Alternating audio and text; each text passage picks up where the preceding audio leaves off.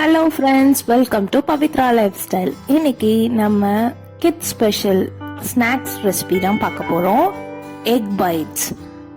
இந்த egg bites செய்யறதுக்கு உங்ககிட்ட 3 எக் மட்டும் இருந்தால் போதும், ஈஸியாக செஞ்சிடலாம். நம்ம ஃபர்ஸ்ட் எக்கை நல்லா பாயில் பண்ணி தனியாக எடுத்து வச்சுக்கணும்.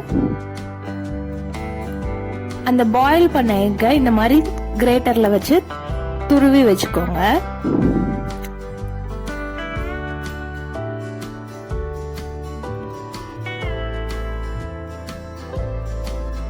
அதுக்கப்புறம் ஒரு கை வெங்காயம், கொஞ்சமா கொத்தமல்லி கட் பண்ணி சேர்த்துக்கோங்க.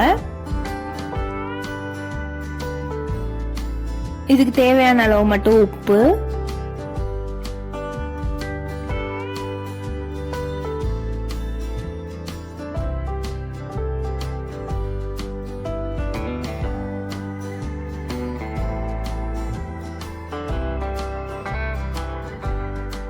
நான் இந்த மாதிரி 1/2 டீஸ்பூன் மட்டும் மைதா மாவு ஆட் பண்ணியிருக்கேன். அப்பதான் இது நல்லா கோட் பண்ணி ஒரு மாவு மாதிரி வரும். அதுக்காக நீங்க ரைஸ் ஃபிளவர், கார்ன்ஃபிளவர் எது வேணாலும் ஆட் பண்ணிக்கலாம். சும்மா பைண்டிங்காக தான். அதுக்கப்புறம் காரத்துக்கு பச்சை மிளகா வேணும்னா நீங்க ஆட் பண்ணிக்கோங்க. சின்ன பசங்களுக்கு கொடுக்க போறீங்கன்னா பச்சை மிளகா ஆட் பண்ணாதீங்க. 1/4 டீஸ்பூன் கரம் மசாலா, 1 டீஸ்பூன் குழம்பு மிளகாத்தூள் ஆட் பண்ணியிருக்கேன். சின்ன ஸ்பூன்றதுனால 1 ஸ்பூன்.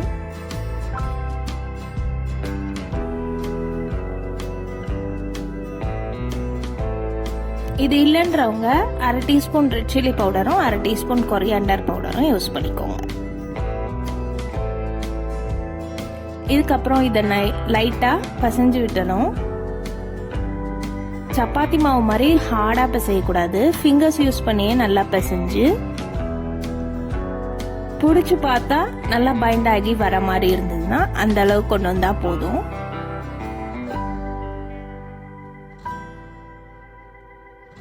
ஜஸ்ட் எல்லாம் ஒண்ணு சேர கலந்து வந்தா போதும். இங்க பாருங்க, இந்த மாதிரி பிடிச்சா உருண்டை பிடிக்க வரணும். அப்ப இது கரெக்டா இருக்குன்னு அர்த்தம். இந்த மாதிரி வரலன்னா நீங்க எக்ஸ்ட்ராவா மைதாவோ ரைஸ் ஃபிளவர் எது வேணா ஆட் பண்ணிக்கோங்க. இப்ப எல்லாத்தையும் நம்ம உருண்டை பிடிச்சி வச்சிடலாம். சின்ன சின்ன பால்ஸா பிடிச்சிருங்க.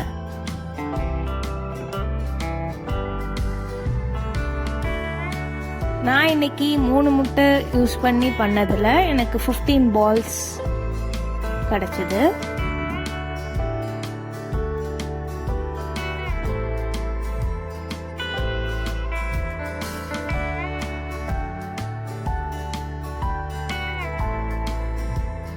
இப்போ இதை நம்ம கோட் பண்றதுக்கு 1 டீஸ்பூன் மைதா மாவை தண்ணியில கலந்து வச்சுக்கோங்க.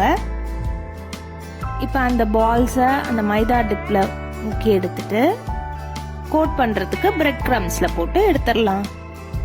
இது மாதிரி எல்லாத்தையும் பண்ணி வச்சிடலாம்.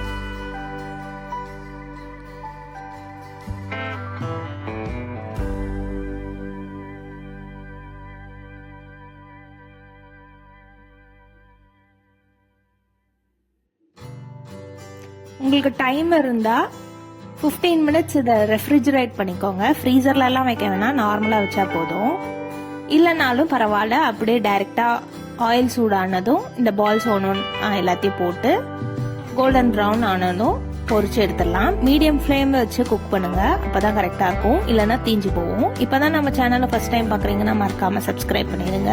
நெக்ஸ்ட் ஒரு வீடியோல பாக்குறேன். பாய்.